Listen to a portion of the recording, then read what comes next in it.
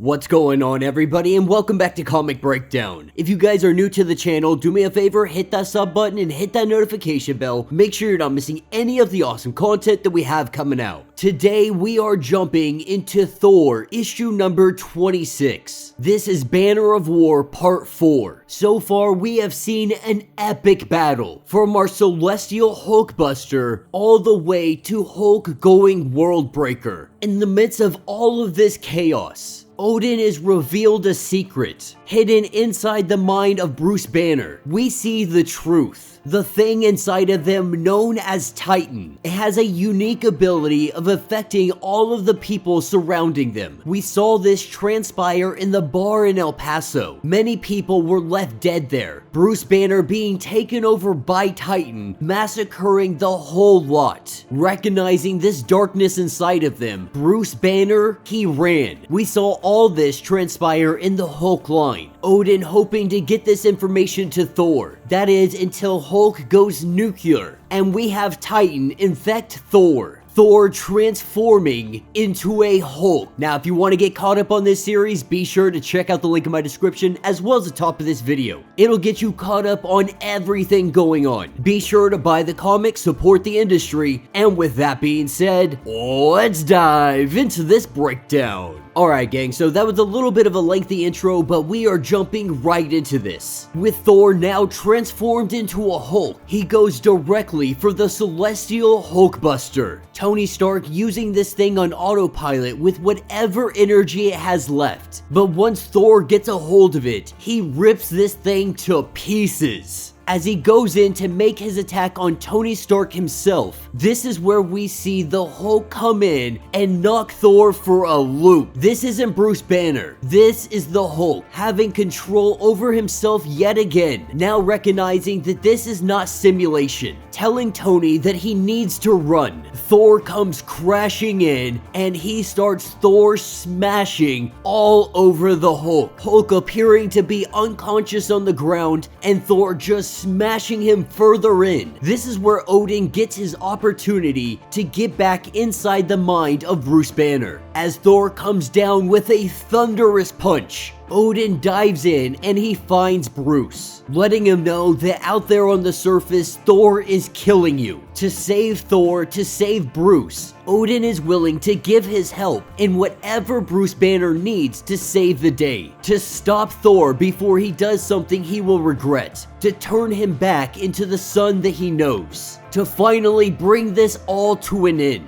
While they devise a plan, out on the surface, we have Tony Stark keeping eyes on everything, trying to get any communication with the Avengers, letting them know that Thor has been compromised. Meanwhile, Hulk has gotten back up to his feet, and him and Thor are just throwing blows. Neither of them truly getting the edge over one another. They're just smashing each other's faces in. Tony Stark about to get smashed in the midst of all of this. This is where rainbows surround him, and he is teleported out of here. When he made his call out, Sif was able to hear him, using the Bifrost to bring him here. Now recognizing what is going on with Thor, she knows exactly what he has become. She also knows that he needs to be stopped. She will use the Sword of Asgard to do so. As she goes to summon him to her location, what we see is Thor grounding himself, not allowing himself to be teleported. Sif not being able to hold on long enough. Thor is able to break free of this hold, and in doing so, that rainbow bridge, it goes tumbling down, something that should be impossible. Thor has just shattered the Bifrost. Odin believing at this point that Thor is gone, that he is no more. If he would do something of this nature, how could they possibly save him? But Bruce does have a plan. Bruce explains to Odin that this is not Thor. That new thing inside of him, known as Titan, it can possess